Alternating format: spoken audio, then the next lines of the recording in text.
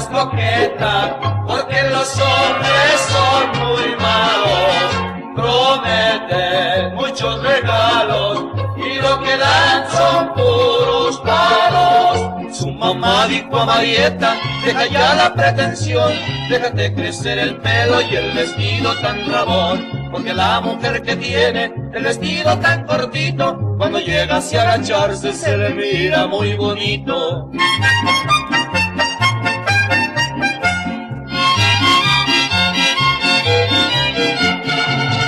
Marieta, no seas coqueta, porque los hombres son muy malos. Prometen muchos regalos y lo que dan son puros palos. La Marieta fue un mandado que su mamá le encargó, pero estando en el mercado a su novio se encontró. Cuando regresó a su casa, su mamita le pegó, porque un quinto del mandado en la calle lo perdió.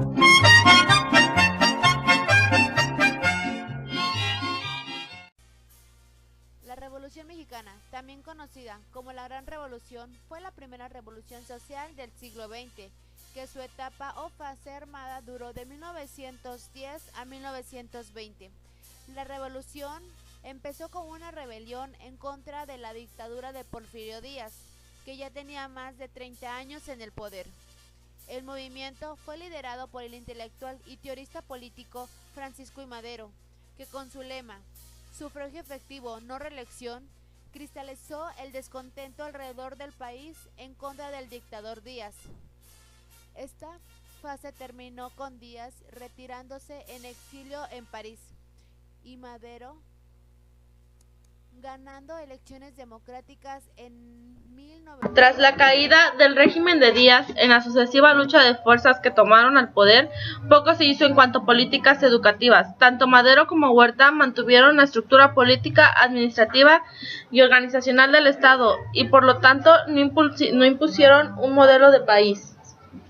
La Revolución Mexicana había heredado del porfiriato a un número extremadamente alto de analfabetas, resultado de las políticas educativas del gobierno de Díaz y de sus antecesores con respecto a la instrucción pública. Los gobiernos de la Revolución se encargaron de llevar a cabo campañas para educar a obreros y a campesinos como un medio para transformar la estructura del país y promover el desarrollo nacional, formar una clase trabajadora que sirviera de sostén al proyecto modernizador mexicano.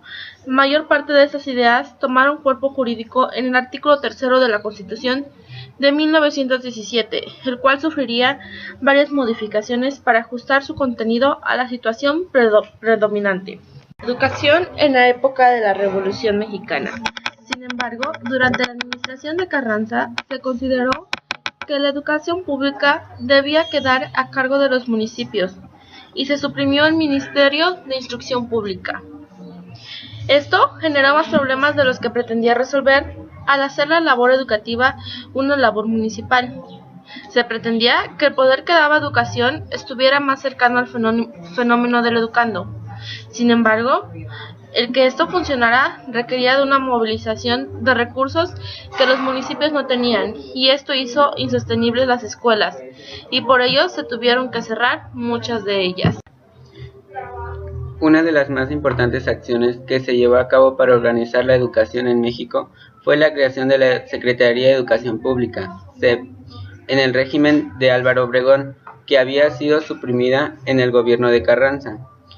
Su principal promotor fue José Vasconcelos, que antes había trabajado en la Universidad Nacional de México, quien se convirtió en su primer secretario. La concibió como una forma de federalizar la educación, incorporándola al proyecto nacional obregonista de modernidad y estabilización. Vasconcelos imprimió a las campañas educativas un carácter de cruzada nacional, con grandes movilizaciones de masas y un gran presupuesto para impulsar la alfabetización. Se conoció como el Plan de 11 años, que se refería a conducir en el proceso educativo al educando desde la primaria hasta la educación que hoy llamaríamos media superior. Esta gran operación por la cultura nacional tenía varios aspectos, entre los que se contaban la educación indígena para asimilar a la población marginal, educación técnica, que creara recursos humanos para el campo y la industria, educación rural, para elevar el nivel de vida del campo mexicano, y un sistema de creación de bibliotecas y edición de libros para popularizar la cultura. Después de tomar la Secretaría de Educación, Vasconcelos dijo, en un discurso, que el destino llevaba a un filósofo a la magna tarea de educar a un pueblo. La obra que inició Vasconcelos transformó la historia de la educación en México, ya que los problemas de la educación interesaron gracias a su influjo a toda la vida nacional. La federalización de la enseñanza era el medio legal indispensable para dar acción al gobierno en todos los lugares del país, donde no llegaba la influencia educativa de los agentes locales. Cuando Vasconcelos dirigía la SEP, buscaba por medio de la escuela unificar al país, incorporando estos elementos aislados. Sin embargo, al terminar su gestión, los proyectos quedaron incompletos. El gobierno inició su programa escolar en el medio rural, con la creación de centros educativos llamados Casa del Pueblo. La carencia de maestros se buscó solucionar por medio de maestros rurales, misioneros voluntarios, que peregrinaron por varias regiones de la República, dejando a su paso escuelas y monitores o maestros instruidos por ellos mismos. De la necesidad de una acción más perdurable, surgieron en 1923 las misiones culturales.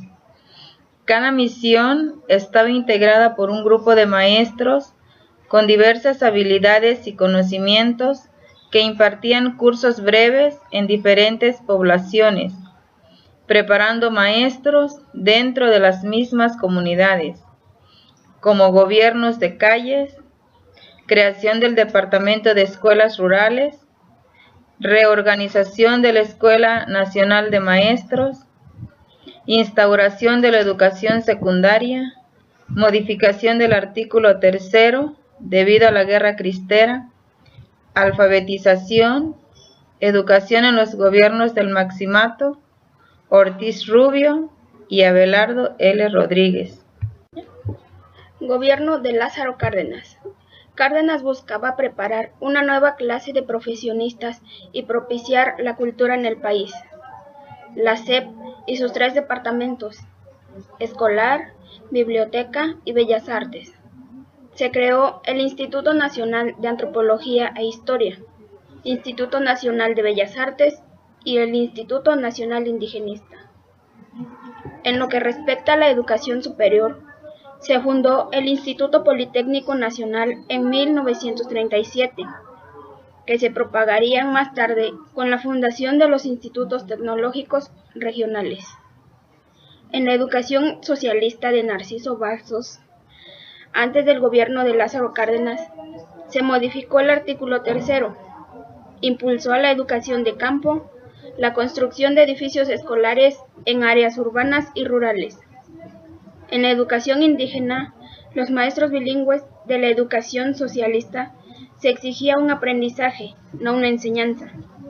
La psicología genética es de ayuda para el maestro.